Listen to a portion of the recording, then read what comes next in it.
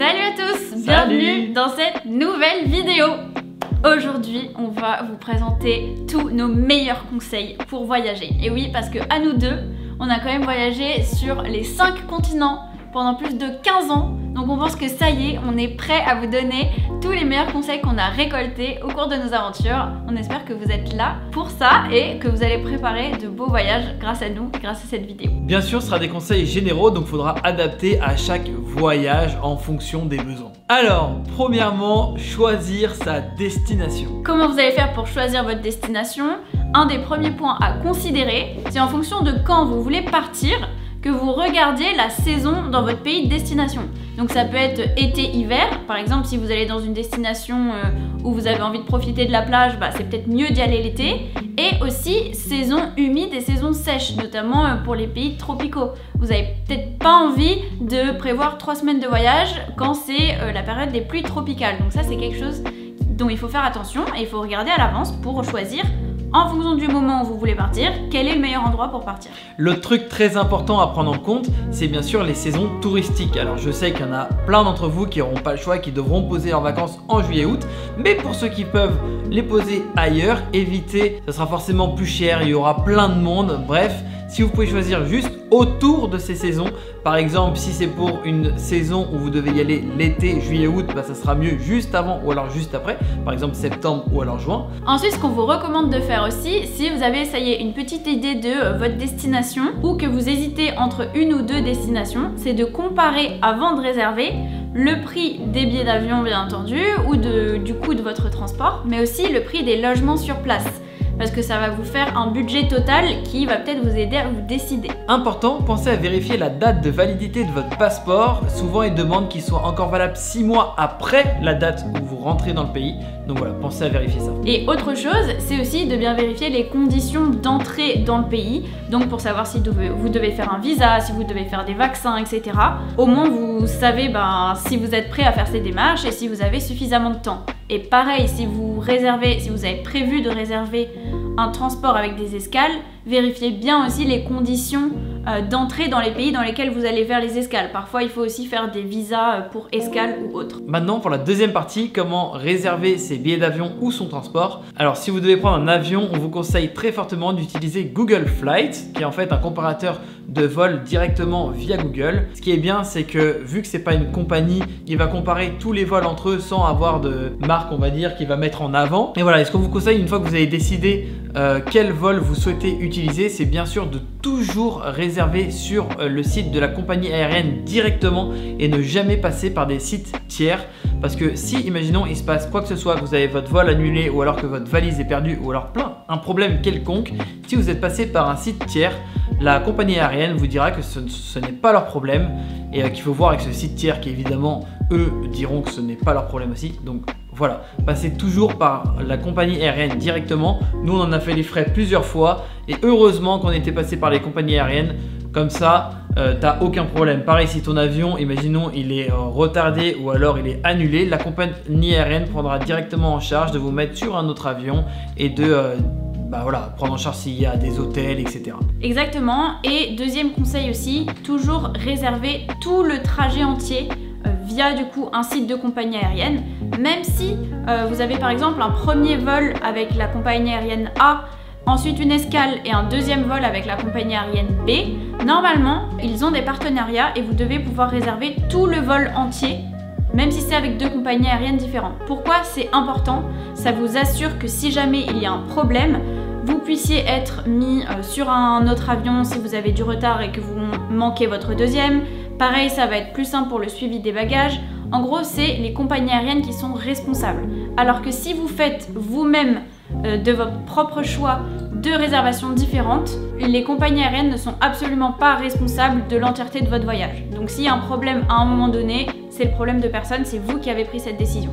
Si vous avez un VPN, vous pouvez essayer de vous connecter du coup dans différents endroits dans le monde parce que parfois les prix changent. Nous, on fait souvent le test et voilà, vous pouvez avoir des prix moins chers à des endroits différents dans le monde. Autre petit tips pour aussi essayer d'économiser de l'argent, si vous avez enfin choisi votre destination et que donc vous savez à peu près aussi la période à laquelle vous voulez partir, testez plusieurs combinaisons différentes sur Google Flights d'aéroports. Donc parfois vous avez des aéroports qui sont à proximité où vous pouvez prendre par exemple un aller-retour ou 2 allers différents et tester aussi plusieurs combinaisons de dates.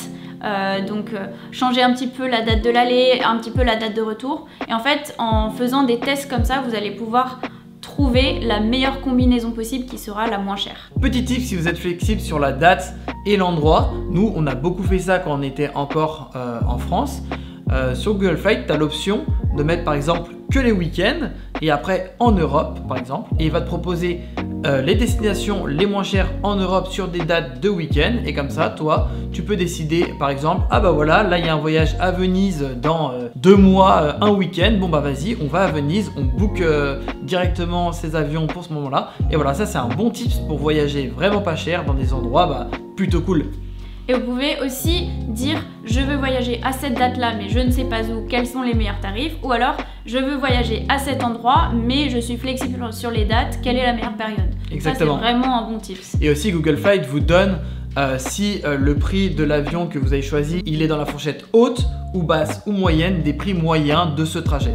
Donc voilà, bref, Google Flights définitivement le meilleur comparateur de vol d'internet. Et dernier conseil, mais ça c'est vraiment évident, j'ai envie de dire, si vous pouvez réserver à l'avance, forcément ça va être moins cher, et si vous êtes flexible, pareil, généralement ça va être moins cher. Je crois que le Google Flights préconise 6 mois à l'avance pour avoir les meilleurs prix, et au-delà de ça, les prix commencent à monter au fur et à mesure en moyenne. Dernier critère quand vous choisissez de réserver, surtout pour vos billets d'avion, si vous avez une escale, essayez de prévoir en général 3 heures à peu près pour les vols internationaux.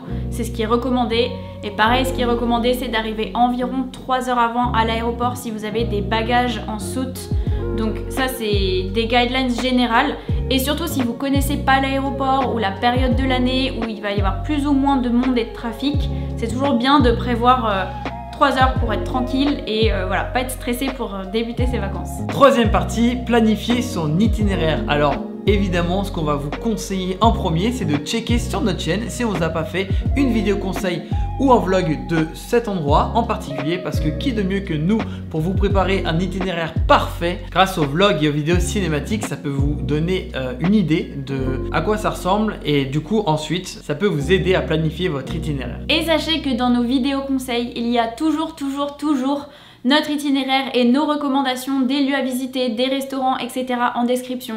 Donc vous n'êtes pas obligé de re-regarder toutes les vidéos à chaque fois, mais c'est quand même bien pour vous inspirer et avoir vraiment les bullet points des choses les plus importantes à ne pas manquer. Et si par hasard vous vous rendez compte que la destination où vous voulez aller n'est pas disponible sur notre chaîne en vidéo conseil, n'hésitez pas à nous le dire en commentaire, et nous on se fera un plaisir d'aller à cette destination pour vous faire une magnifique vidéo conseil.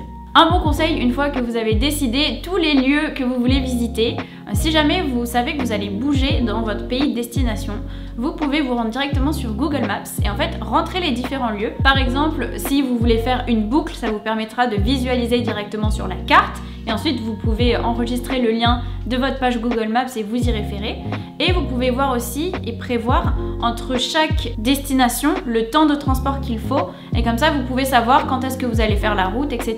Donc ça c'est assez pratique pour visualiser tout votre itinéraire. Et ça va vous permettre aussi de prévoir où est-ce que vous allez passer la nuit à chaque fois, et du coup de savoir où est-ce qu'il vous faudra réserver chaque logement. Nous en général, comment on s'organise, à part si il y a des très belles routes à voir, mais en général on prend ces routes le soir, comme ça on arrive directement à l'hôtel pour dormir, et le lendemain on a toute la journée directement sur place pour faire toutes les activités qu'on a à faire sur le lieu. On vous recommande de faire ça, c'est un gain de temps, à part évidemment, là par exemple on va aller en Nouvelle-Zélande, petit spoil, et il y a des routes qui sont incroyables à voir, donc évidemment que là les routes on va les faire de jour, mais voilà, ça dépend. Pour réserver vos logements, donc une fois que vous avez planifié votre petit itinéraire, vous pouvez comparer les prix entre plusieurs plateformes, par exemple entre une plateforme pour réserver des hôtels comme Booking.com, une plateforme comme Airbnb. Donc ça va vous permettre de voir en fonction de chaque destination que c'est pas forcément toujours les mêmes plateformes qui sont plus ou moins intéressantes. Par exemple, en Irlande, on avait eu la surprise de découvrir que les hôtels étaient beaucoup moins chers que les Airbnb, ce qui était assez surprenant pour nous à l'époque. Donc c'est vraiment spécifique à chaque pays, chaque destination. Et c'est toujours bien de comparer dès le départ avant de réserver vos 3 semaines de vacances. Et pareillement, vous pouvez utiliser un VPN et vous localiser dans d'autres pays pour essayer de faire baisser le prix sur ces plateformes-là. Parfois ça marche assez bien. Pensez à regarder les notes et les avis de vos logements. Moi par exemple, je regarde toujours les avis les plus bas de chaque logement qu'on prend pour voir la réalité un peu de ce qui peut nous arriver, donc ce qui peut être mauvais dans cet hôtel. Et évidemment, choisissez un hôtel avec une bonne note. Et ensuite, pensez à bien regarder le quartier où est situé votre logement, parce que des fois, des hôtels peuvent être très bien notés et pourtant ils sont dans des quartiers pas très sécures pour les touristes. Donc en fonction du pays où vous allez, pensez à bien regarder les quartiers. Dernier conseil pour réserver son logement, c'est d'essayer le plus possible de réserver des logements sur la même plateforme à chaque fois que vous partez en voyage. Donc le même principe que vous auriez par exemple une carte fidélité, un frequent flying number auprès d'une compagnie aérienne, et bien si vous utilisez admettons booking.com à chaque fois pour réserver vos hôtels, vous allez accumuler des points et donc vous avez un statut qui s'appelle Genius où après vous montez en fait et vous avez de plus en plus de réductions sur vos prochains voyages, sur vos prochaines réservations. Donc ça c'est hyper intéressant si vous voulez aussi baisser le prix à long terme. Alors, prochaine partie, préparer son départ. Donc la première chose à faire, on vous en a parlé avant, c'est obtenir son visa. Il n'y en a pas toujours besoin, particulièrement en Europe, nous on a la chance de pouvoir voyager partout sans visa, mais dans plein de pays, voire la plupart des autres pays en dehors de l'Europe, il faut un visa. Donc pensez à bien faire la demande en avance. Même si vous êtes juste en escale dans ce pays, donc voilà, pensez à bien regarder ça. C'est pas valable partout, mais il y a des pays qui le demandent. Deuxième chose pour préparer son départ, si vous prévoyez de conduire une fois sur place, prévoyez longtemps à l'avance, c'est-à-dire des mois à l'avance, le plus tôt possible, de demander votre permis international. Donc ça se demande via les services publics et vous le recevez en fait par la poste, donc chez vous. Si jamais vous vous y prenez trop tard, il y a une solution de secours qui est de faire une traduction assermentée de votre permis de conduire français. Donc c'est quoi une traduction assermentée? C'est en fait des traducteurs qui travaillent officiellement pour l'État et qui vont pouvoir du coup assermenter que c'est bien un document légitime et une traduction légitime du coup en anglais. Ça prend généralement 48 heures et se fait par email. Donc voilà, c'est votre solution d'urgence, mais c'est juste temporaire, c'est pas aussi bien que si vous pouvez vous y prendre avant et avoir un permis international qui, je le rappelle, est gratuit contrairement à la traduction assermentée. Alors quand on dit que c'est long, hein, permis international, parce que pour donner un ordre d'idée, ça peut prendre 1 an. Hein. Moi, mon permis international a mis vraiment très longtemps à arriver, toi aussi. Il y a énormément de gens qui ne savent pas ça et qui conduisent avec leur permis français dans des pays, par exemple à Bali, parce que eux, les loueurs, ils le savent, hein, mais ils s'en fichent, ils te louent ta voiture. Par contre, si tu te fais arrêter par les autorités sur place, eux, ils te mettront une amende. Donc attention, bien penser à avoir le permis international. Si vous allez dans un pays où la devise n'est pas la même que l'euro, et ben pensez à changer vos euros avant en France dans un bureau de change, parce que ça sera avantageux pour vous plutôt que de le faire à l'aéroport, plutôt que de le faire directement dans le pays, dans les banques. Donc voilà, pensez à le faire en avance et bien sûr répartissez votre argent une fois que vous partez. Ne mettez pas tout au même endroit. Voilà, dispatchez-les dans différents endroits, c'est très important. Une des choses à faire pour préparer votre départ, c'est vous assurer que vous avez bien une assurance santé pour le pays dans lequel vous allez. Donc par exemple, les personnes qui ont une carte bleue Visa, sachez qu'il y a une assurance santé, rapatriement, assurance. Vous pouvez demander ça normalement directement à votre banque ou les appeler pour qu'ils vous fournissent un certificat d'assurance. Sinon, vous pouvez aussi souscrire à une assurance privée. En tout cas, c'est très important parce que la sécurité sociale en France, bien entendu, vous couvre pas à l'étranger en dehors de l'Union européenne. Donc ça c'est hyper important et notamment dans les pays comme par exemple les États-Unis, si jamais vous arrive un pépin sur place et que vous devez être hospitalisé ou autre pour une quelconque raison, ça peut vous coûter très cher. Donc c'est vraiment pas une blague et vous regretterez pas de vous sentir en sécurité avec votre assurance. Pareil, en fonction de où vous allez devoir faire des vaccins. Et même dans certains pays, vous allez avoir besoin de vaccins pour des zones spécifiques. Par exemple, nous on était au Pérou, Bolivie, on a décidé de ne pas aller dans la forêt amazonienne. Du coup, il y a eu des vaccins qu'on n'a pas eu besoin de faire parce qu'on n'allait pas là-bas. Donc ça se check directement sur le site du ministère de l'Europe et des Affaires étrangères. Et sinon, vous pouvez aussi directement demander à votre médecin généraliste. Lui, il a tout. Et vous lui dites, voilà, je vais en Russie, est-ce que j'ai besoin de vaccins? Il va dire, alors oui, non, oui, non. Et ce site du ministère de l'Europe et des Affaires étrangères est trop cool. Vous avez une fiche par destination On en a déjà parlé dans nos vidéos précédentes, vraiment c'est le site référence sur lequel vous avez une page pour quelles sont les conditions d'entrée, visa, pas visa, quand, comment. C'est mis à jour très régulièrement parce que c'est le site officiel en Europe. Et vous avez les informations, les dernières informations géopolitiques, les dernières informations de santé pour les vaccins, si vous faites un voyage d'affaires, etc. Donc allez-y, c'est trop bien fait, trop bien résumé. Vous avez aussi tous les numéros d'urgence des ambassades de France, etc. Et vous avez juste à taper le nom du pays, comme Canada, et il va vous sortir la fiche avec toutes les infos principales. Autre site qui, du coup, celui-là vient du gouvernement français et qui est hyper utile, c'est le site Ariane. On vous met le lien bien sûr en description comme d'habitude, mais en gros c'est un site où vous pouvez déclarer votre voyage en tant que Français à l'étranger. Donc vous mettez vos destinations, vos dates, et à quoi ça sert? Ça sert principalement à être priorisé si jamais il y a un problème dans ce pays une fois sur place. Donc vous êtes un des Français à l'étranger enregistrés, et si vous avez besoin d'un rapatriement, s'il y a par exemple une épidémie mondiale comme le Covid-19, s'il y a un problème géopolitique, vous êtes sur la liste des personnes qui sont priorisées pour être rapatriées dans votre pays. Et ça permet aussi d'être alerté en cas de sinistre, de problème dans le pays là-bas. Donc c'est hyper utile, ça vous prend littéralement 1 minute et ça sauve des vies. Pensez aussi à prévenir votre banque que vous partez en voyage. Vous pouvez le faire souvent en ligne, comme ça ils vous bloqueront pas votre carte bancaire parce qu'ils voient une dépense à l'autre bout du monde. Voilà, petit truc mais très efficace. Et je rajouterais même, regardez bien que votre plafond de carte bancaire est suffisamment haut, par exemple pour toutes les personnes qui veulent louer un véhicule, etc. une fois sur place. Parfois ils demandent des plafonds astronomiques de cartes et vous avez genre c'est bloqué à 5000 ou un truc comme ça, et ça prend un peu de temps pour changer votre plafond et vous vous retrouvez une fois sur place, vous pouvez pas louer votre voiture. Donc voilà, c'est un petit truc à checker avant, c'est pratique. Pensez à prendre un petit bout de papier avec vous où vous notez tous les numéros d'urgence. Ça peut aussi être votre numéro d'opposition de carte. Si jamais vous la faites voler, il ne devrait pas vous voler ce petit bout de papier, comme ça vous pouvez directement appeler. Vous pouvez écrire aussi le numéro d'urgence local. Ça change par pays, par exemple en France c'est le 112, ici en Australie c'est le 000.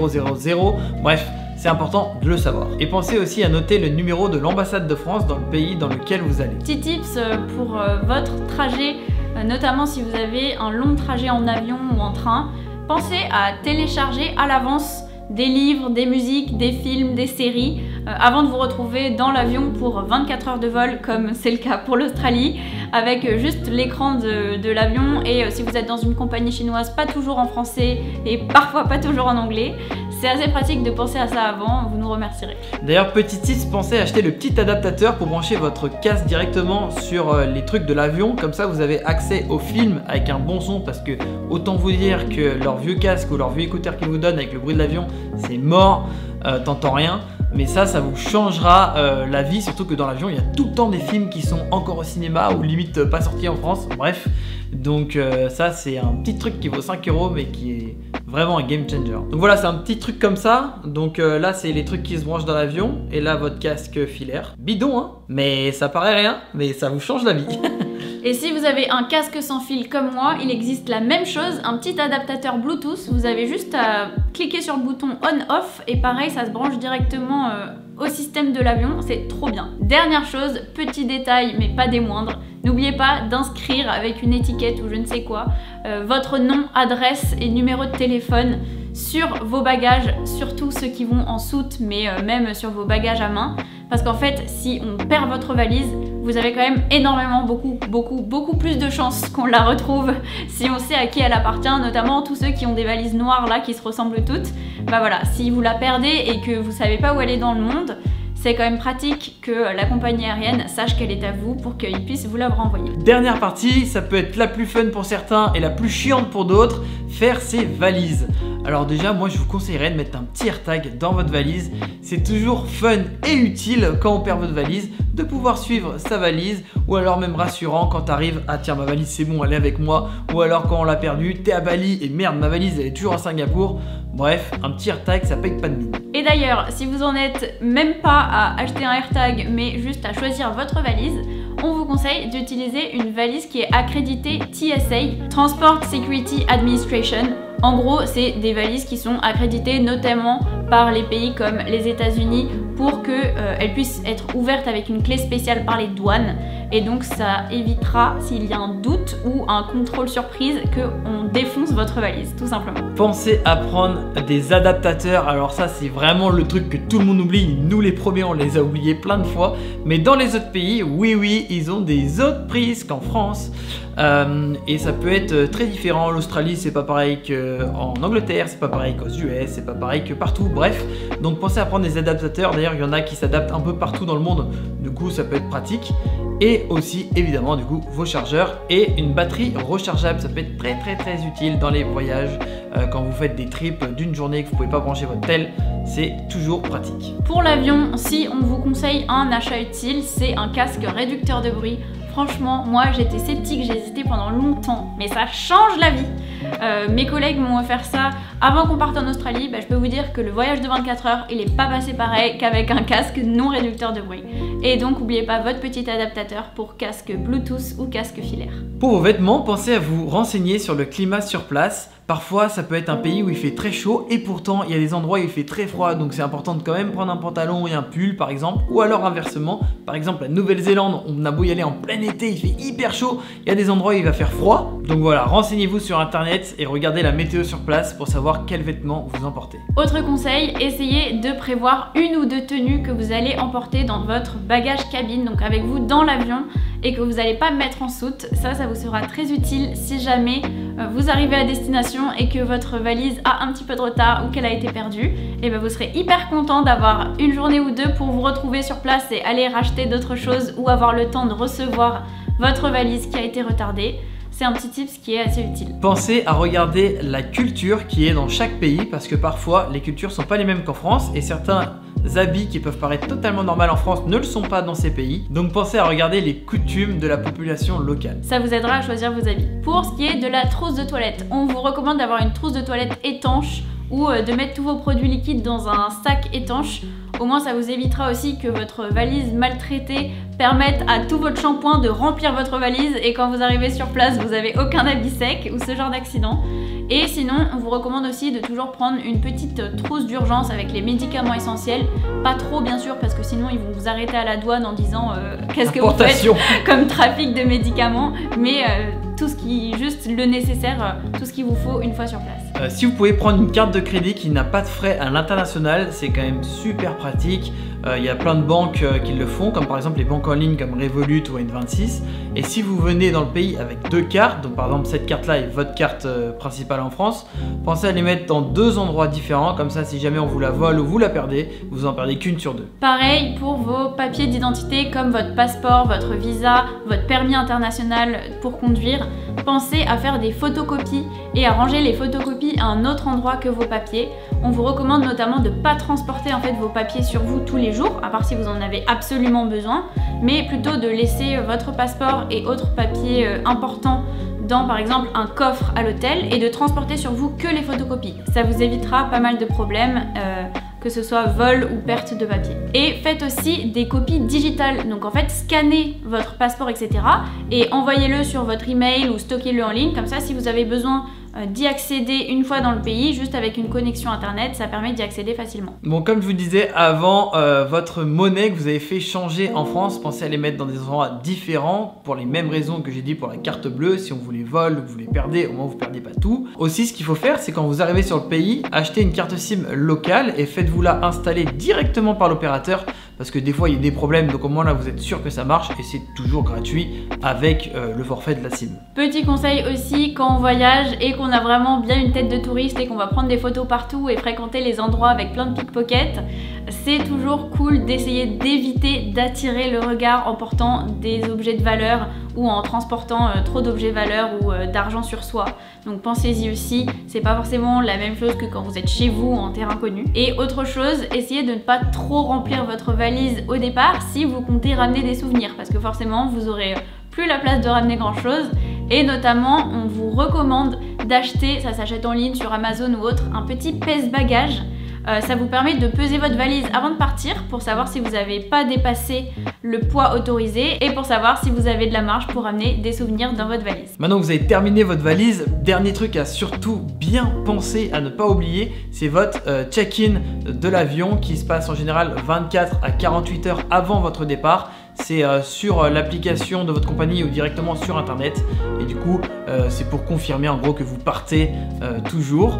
Mais c'est hyper important parce que sans ça, vous pouvez pas prendre l'avion. Et ça vous évitera de devoir payer des frais exorbitants si vous avez oublié et que vous devez le faire à l'aéroport et potentiellement être en retard et rater votre vol. Sinon, à part ça, on vous a mis bien entendu une checklist de tous les produits principaux dont on a parlé à pas oublier quand vous préparez votre valise. Donc normalement, après avoir relu ça, vous êtes fin prêt et on vous souhaite bon voyage. Voilà, on espère que ça vous a plu, que nos tips vous ont plu. N'hésitez pas à vous abonner et à lâcher un like si ça vous a aidé. Et nous, c'est avec plaisir qu'on va continuer de vous donner plein de conseils sur cette chaîne destinée à tous les voyageurs. Donc voilà, on vous dit à la prochaine. Ciao! Salut.